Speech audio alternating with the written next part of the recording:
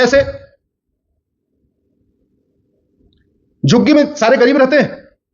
झुग्गी नंबर 1 में हिंदू, झुग्गी नंबर 2 में मुस्लिम, झुग्गी नंबर 3 में ईसाई। झुग्गी नंबर वाला हिंदू है इसलिए उसके बच्चे को वजीफा नहीं मिल रहा है, लेकिन झुग्गी नंबर 3 वाला क्रिश्चियन है इसलिए उसके बच्चे को क्या मिल रहा है? कहां से आ रहा है? माइनॉरिटी ऑफ एथनिसिटी से। गरीब गरीब होता है, अपने पिताजी को बोलता है पिताजी मेरे साथ वाला ही है, इसको तो 1000 रुपए मिलता है, हमको तो नहीं मिलता। वो पूछता है क्यों, क्या बात है? स्कूल में जाके पूछता है, बोले देखो भाई तुम हिंदू इसलिए तुम्हें नहीं मिलता, वो क्रिश्चियन इसलिए मिलता है, या तो तुम क्रिश्चियन बन जाओ या मुस्लिम बन जाओ। जो आदरणीय रघुनंदन जी शर्मा जी ने बोला, मैं उसका कारण बता रहा हूं आपको शर्मा जी। अब वो सोचता है कि भाई 1000 रुपए के लिए अगर मैं इस्लाम कबूल करूंगा तो मुझे अपना नाम भी बदलवाना पड़ेगा और भी कई काम करवाने पड़ेंगे, वो कहा नहीं जा सकता क्या क्या करना पड़ेगा।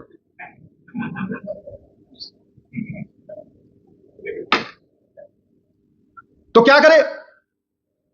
तो वो कहता है काम करो तुम क्रिश्चियन बन जाओ, तुम नाम राम कुमार रखो, कृष्ण कुमार रखो, दयानिधि रखो, ठीक है, सब कुछ वही रखो, बस रिलीजन वाले कॉलम में क्रिश्चियन लिखवा दो। रिलीजन वाले कॉलम में क्रिश्चियन लिखवा दिया, उसको वजीफा 1000 रुपए शुरू हो गया। अब उसको ब्लैकमेल, अब अगले महीने से उसकी ब्लैकमेलिंग शुरू होती है।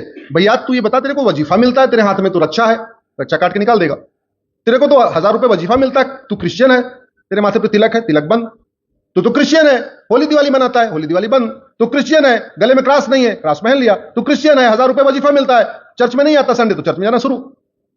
यह कड़वी सच्चाई है।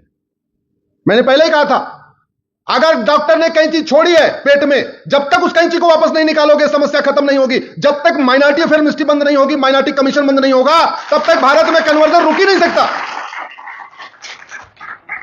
कांग्रेस ऐसे सातिर दिमाग लगाती है ना, हमको उसका असर ही समझ में नहीं आता। वो बीमारी पेट में देती है, दर्द सर में होता है, और हम सरदर्द चिल्लाते रहते हैं।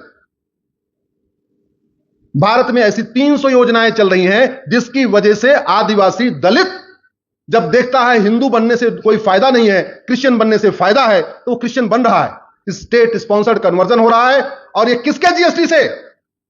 आपकी। किसके इनकम टैक्स से? आपके। तो अमीर हिंदुओं के, टैक्स पेयर हिंदुओं के पैसे से आदिवासियों का, गरीब हिंदुओं का कन्वर्जन हो रहा है, और हमें पता ही नहीं है कि हमारे टैक्स का यूज कैसे हो रहा है। मंदिर के जो हुंडी में पैसा आता है उससे कन्वर्जन हो रहा है। मैंने सुप्रीम कोर्ट में पीएल फाइल किया कि भारत में एक भी मजार, एक भी दरगाह, वैसे तो मजार दरगाह तो इलीगल है, अनकुरानिक है, अन इस्लामिक है, हराम है, लेकिन एक भी मस्जिद सरकार के कंट्रोल में नहीं, एक भी चर्च सरकार के कंट्रोल में नहीं, और सारे मठ मंदिर सरकार के कंट्रोल में। 1 लाख करोड़ की प्रॉपर्टी पे सरकार का कब्जा हो रखा है।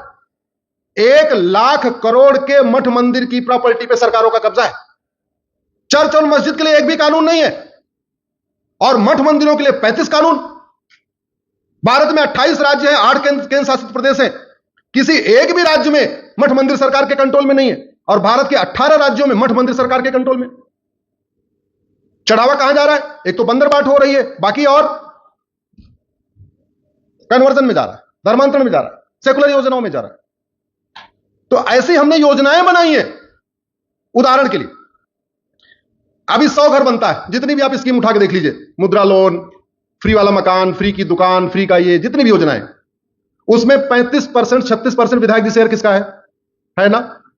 अगर ये हम सारी की सारी योजनाएं केवल SC ST को देते तो ज्यादा फायदा था, या सब ओपन कर दिया तो फायदा हुआ?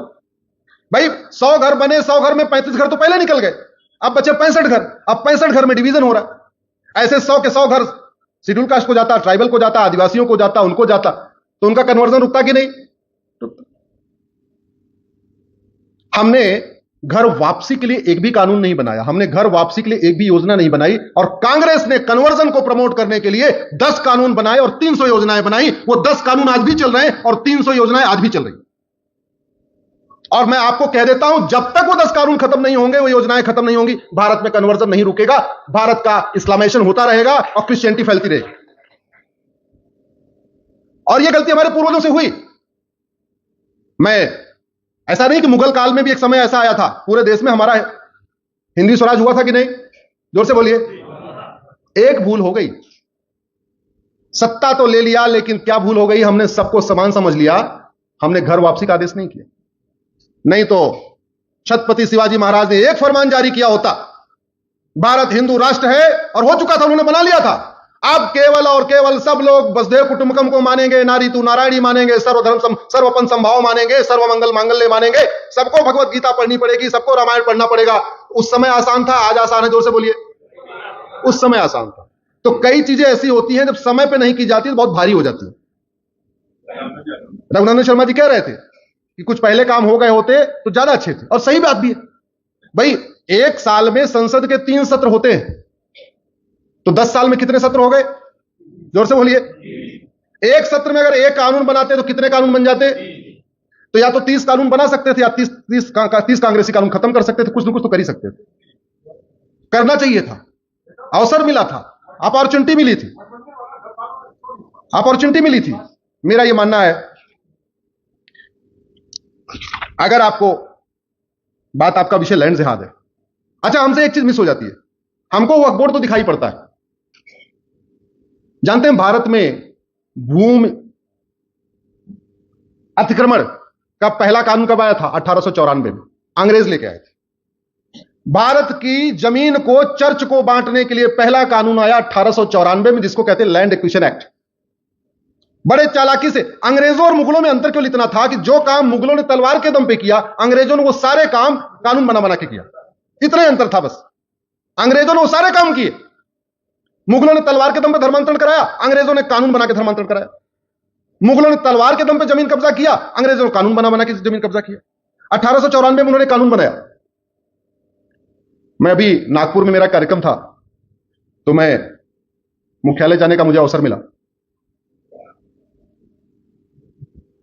वहां कुछ चर्चा हो रही थी। 1894 का कानून अंग्रेजों ने क्या किया? उन्होंने बोला जी हम जमीन एक्वायर करेंगे। किस काम के लिए? हम कप्तान का ऑफिस बनाएंगे, पुलिस मतलब कचहरी बनाएंगे, पुलिस लाइन बनाएंगे, कलेक्टर का ऑफिस बनाएंगे। और बड़े चालाकी से जहां 10 एकड़ जमीन चाहिए होती थी पुलिस लाइन बनाने के लिए और कलेक्टर का ऑफिस बनाने के लिए, 50 एकड़ 100 एकड़ एक्वायर कर लेते थे। हमारे लोग तो भूले भाले, हमारे लोग तो शुरू से ही पहले राजाओं के गुलाम थे, बाद में सत्ता के गुलाम हो गए।